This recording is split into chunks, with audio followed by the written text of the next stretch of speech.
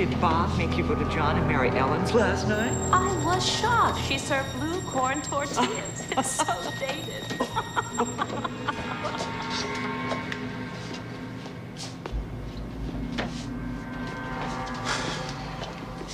So depressed. I don't know what to do. Hey, go for it, man. It's easy for you to say you got the promotion. Look, it'll come, all right? Just don't worry about it. The feeling is definitely there. It's a new morning in America. Fresh, vital. The old cynicism is gone. We have faith in our leaders. We're optimistic as to what becomes of it all. It really boils down to our ability to accept. We don't need pessimism. There are no limits. It figures it would be something like this. Our nation, our ideals of vision. Excuse me. Just survive. You know, you look like your head fell in the cheese dip back in 1957.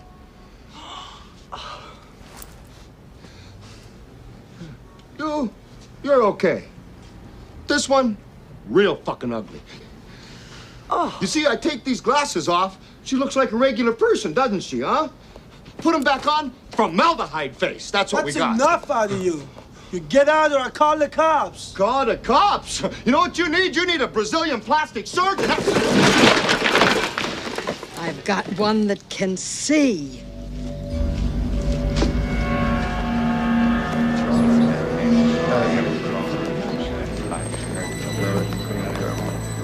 He's a tall Caucasian male, doesn't appear armed, wearing sunglasses. I don't like this one bit. Not one bit. We were talking, such is the case with us. We talked briefly last night, and I mean briefly, meaning only 2 hours. Yeah, exactly. That we should have recorded. It should have been the show. Oh. That shit just happens. That always happens with me. Like when I'm caught off guard and I'm speaking like in a loose format like that, we get everything out that we should try to get out. It happens with Harrison Ellenshaw. It happened all the time with Peter Jason, who we were talking about. And Yeah. it's impolite to record people, but I almost wish I had like a set of Nixon tapes where I caught all the candid, because it was hilarious. Yeah. It was so funny. Well, it was and so like funny. seamlessly from topic to topic too.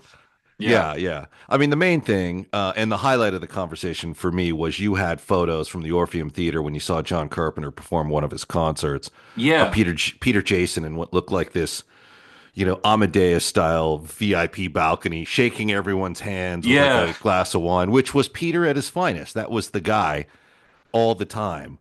Captain Hospitality, Captain Upbeat. Just an all-time generous human being. And you sent me those photos that you had taken because he did A Christmas Carol for a Cure with us since its beginning. You started last year when what we were keeping to ourselves, he was in a hospital bed in Cedars-Sinai in his final stages of his battle with cancer.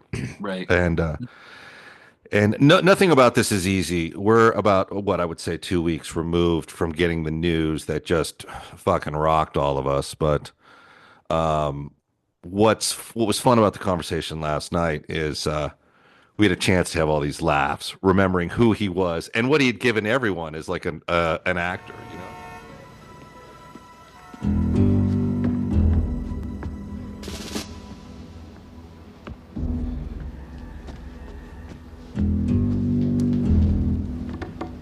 Frank?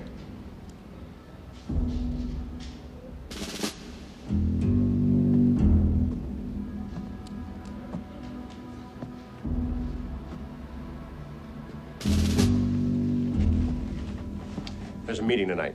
Be at this address at 11 o'clock. Watch out no one follows you. The world needs a wake-up call. We're gonna phone it in. And I swear, like with my buddy Sonny Landham, Peter never acted a day in his life. That was basically Peter Jason at home. Yeah. I was watching They Live before we got together here, and I realized, that's kind of him, Peter Jason, and They Live, Prince of Darkness, making like musical sounds, walking through things, and actually, you asked me what the show was about, and I said, when I know, you'll know. And that's right out of Prince of Darkness with Peter Jason. Now that I think about it, Nice. It's even subliminal. It wasn't even on purpose. But anyway, so Evan, let's start with you. By the way, if you don't know this guy and haven't followed this guy on Instagram, what is wrong with you? He's got all the fun haunt coverage, but you're a Peter Jason fan, a John Carpenter fan, John Carpenter / Peter Jason fan, I would say. Yeah, all that. Yeah, that's all appropriate. So I just saw They Live. All right, suppose we settle down. That's far enough. Where'd you get those glasses? Tooth Fairy. I'll bet. You got him. Make yourself shaving this morning. You look as shitty to us as we do to you.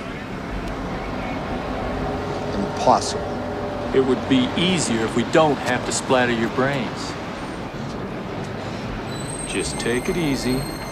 And you stumbled onto something here. Maybe we can all benefit from this slight misunderstanding. Now let's go someplace quiet so we can talk this over.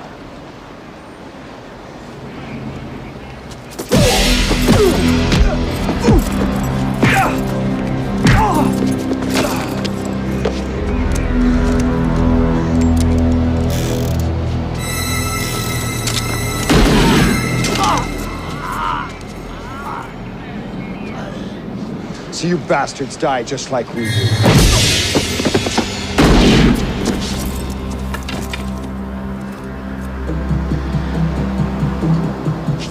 I can't believe that's not a TV series in today's day and age.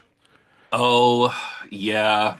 I've thought about like what they could do as a sequel or a remake or something, but I think one of the things it's even more relevant now than ever. Yeah. You know? For sure. How would they work it into smartphones? I mean, they kind of upgraded from the glasses in the movie to contact lenses, so that was one thing. So I don't know, and also sometimes you just like leave one film and you don't do any sequels or anything like that. You know, it kind of. Well, what do you think? What do you think would be a good sequel to They Live? I don't know. Maybe. I'm not a sequel-driven thinker anyway, but I do like that. Same. I mean, I have to say, The Thing is really what proved John Carpenter to be a genius to me anyway, even when I was young. But They Live, these are very smart movies. Like, these are, I mean, there's so much gaslighting going on today to suit people's evil agendas that They Live really sort of, anyone who saw They Live, I think, is more able to spot gaslighting. Does that make sense? I feel like if you saw it as a kid, you know, you now kind of know when you're being handed like consume, you know, right. Like closeout sale, consume, you know, just, I don't know, but I love the movie. I don't know what I would do with it. I love it kind of how it is. I mean, I've seen people complain that it's too slow, but to be honest with you, it unfolds at a natural pace for me. Yeah. You know, I don't know how quick. It's not a Bruckheimer film, so I don't know how quick you want it to roll out. Not a bunch of fast cuts and shit like that, action-packed, you know. And you can feel it was a limited budget. You know, I'm sure Carpenter wanted to go much bigger with the action sequences than to have him just shoot up a bank. I'm sure in the script, that character goes on a tirade down Wilshire. Yeah. And I'm sure he's like the, you know, the Texas sniper. Shit, though, when he walks into that bank and fucking says, I'm here to chew bubblegum and kick ass, and I'm all out of bubblegum. And I know Piper told me that, because I worked with him too, that they wanted to build their fight scene was inspired by The Quiet Man, which is probably the greatest fight scene in cinema history, to Carpenter. Oh, I've never seen that.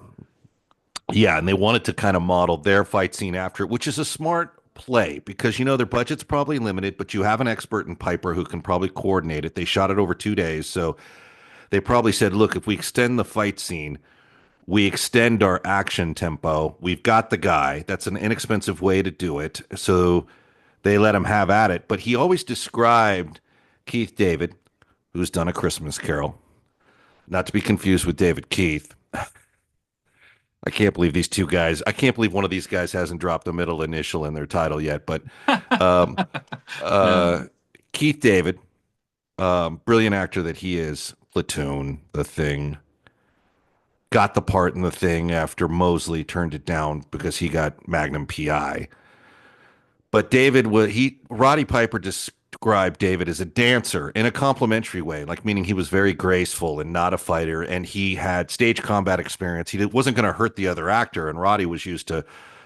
I'm gonna give this guy a concussion, even though kind of you know being a little less gentle. Yeah. yeah. So Piper finally had to like just say, "But look, man, just wail into me, just sell it, like go ahead and punch it." And that, my friends, is what you get when you go to the Castaways for a Sunday brunch with Roddy Piper.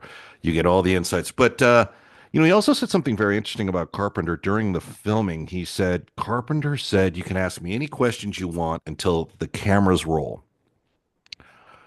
On the day the cameras roll, you either have to have it all worked out or work it out on your own. Because by then I'm thinking about how to make the schedule and how fast we're going to rifle through this. So up until day one, setup one, you can have all the conversations you want.